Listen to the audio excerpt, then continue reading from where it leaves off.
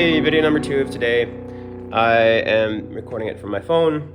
Again, my camera tripod is not with me. Left it at the gym, and it was probably taken by somebody, but it could just be misplaced. I'm not sure. They'll call me back if they find it. Not expecting it. I'll probably have to get a new one. But in the meantime, I'm going to talk to you about something important. I have been trying to figure out how to marry a lot of the self-help stuff with mindset and practicality and stoicism, because a lot of the stuff is incompatible. A lot of the stuff is like, okay, this works in the realm of mindset with these beliefs, these axiomatic beliefs. It's like, okay, well, a lot of the mindset stuff, the axiomatic beliefs are, once you feel the right way, the right thing will come. Kind of like The Secret type deal. Is you feel first, you believe first, and then your reality responds on top of that.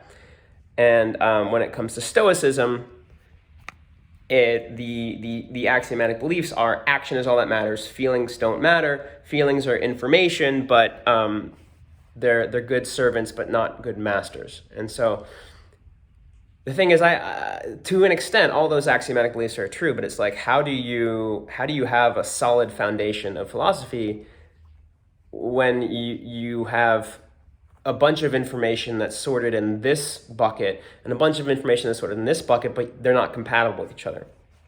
And the trick is to go deeper. And it just came to me actually today, after a lot of thinking about it over years, but it came to me today.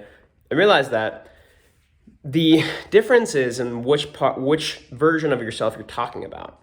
Are you talking about your current self, meaning where you are at, your current life situation, or are you talking about your potential self?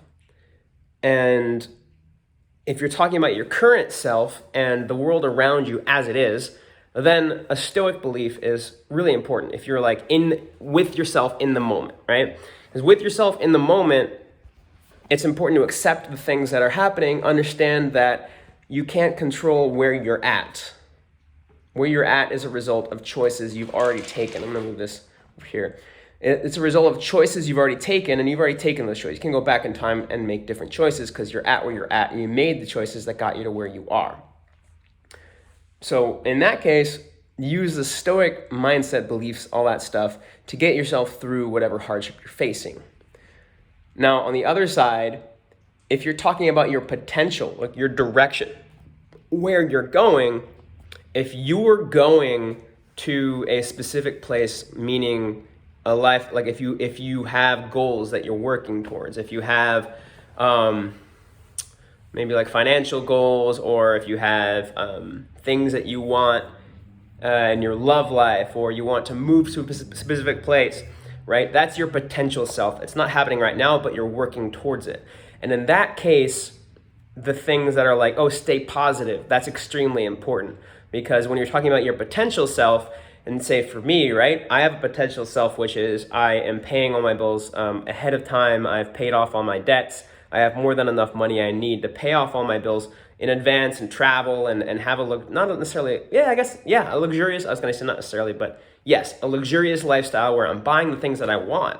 And I have more than enough money to buy really nice food, really nice equipment, and get myself some treats all the time, and massages and all that stuff, all that jazz, right? That is one of the aspects of my ideal life.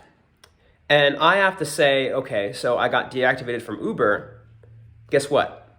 I'm still gonna get where I'm going. And guess what? I can use this instance for motivation. I can transmute the energy into a good thing.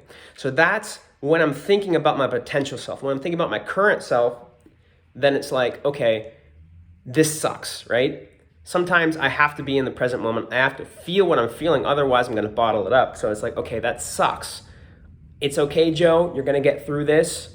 Still that positivity, because the meaning, I really like this thing that Tony Robbins says, you don't get to choose what happens to you, but you get to choose what you focus on and what it means. I'm trying to hold this in the right way. You get to choose what you focus on and what it means. And so it's like, oh, I don't necessarily need to focus on the fact that I was deactivated. I can focus on the fact that that I'm still getting enough money to pull myself through the month, and that there are things I can do to use this energy, this frustration and sadness and depression and mad and anger, to propel myself to get to hit my goals sooner. And also the fact I don't need Uber to hit my goals. It's an easy way to make money, but I don't need it, right? So all of these things put together help me with my present moment in getting through things, right?